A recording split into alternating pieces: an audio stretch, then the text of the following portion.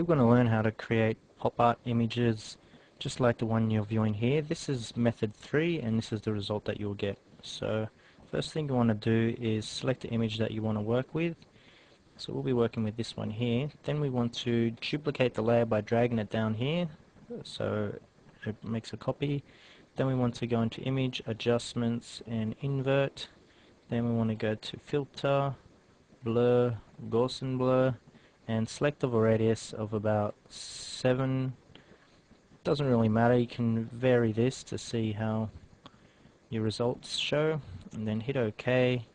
Then we want to change the blending mode to color dodge, and this is roughly what your image should look like. We want to go down to here and select a threshold, and then we want to move this up until you are happy with the detail that is displayed. So it's gonna set this one to about 240 and then hit OK.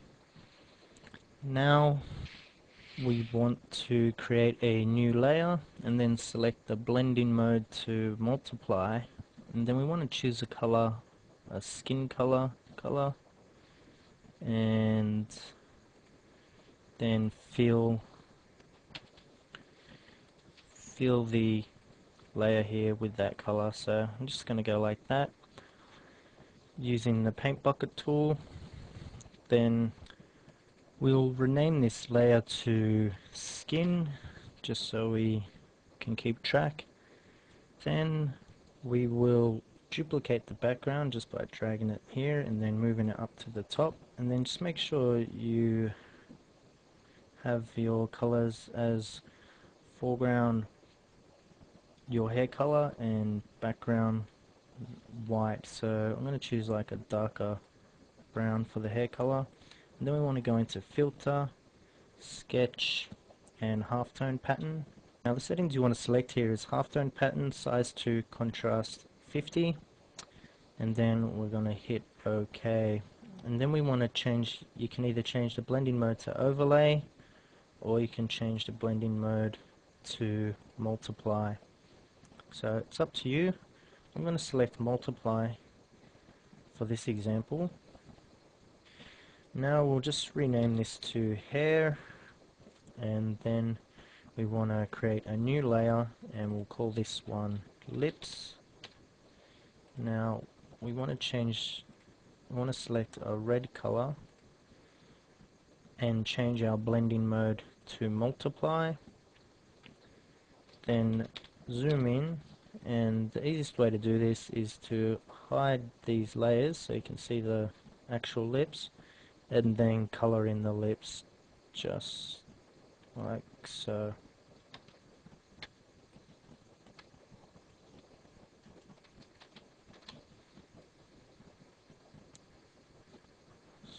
Now you can take your time with this to get a better effect, but I'm just doing this quickly just to give you an idea. So it's going to be a little messy, but you get the general idea. Now just going to view all of those layers, and then when we zoom out we can see the lips are now colored. Now of course we want to create another layer, and we will call this one eye whites, and then change the blending mode to overlay, and then just color in the whites of the eyes just like so. Now you can see that some of the brown is not coloring in right in the iris, so if you just go to the hair layer and then you can put in the white there. Actually it's probably better to erase it, so I'm just going to select the eraser tool and erase the brown. Save us some time when we go to add the iris eye color, which is the next step. Okay, so now that we've erased those brown sections that we don't want, we can erase it from the skin as well, just to the skin layer, just to get that accurate look. Now Of course we want to create a new layer, so I'm just going to click here, select new layer, and we'll call this eye color,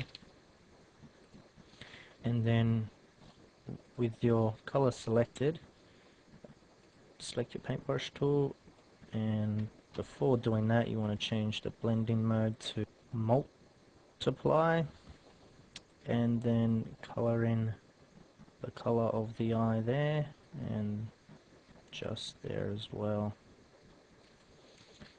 Now if you aren't happy with the colors that you picked, you can just select the layer, say that you want to change the color of, and then go into image, adjustments, hue and saturation, and then just you can change the color just like that.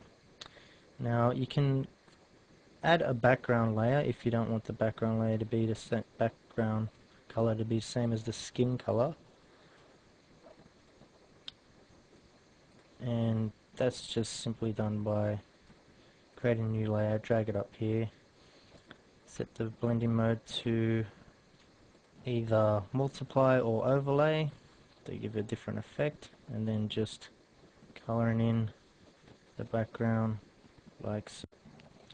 So that's basically it. Now I hope this has helped you out and given you a good idea, and thanks for watching.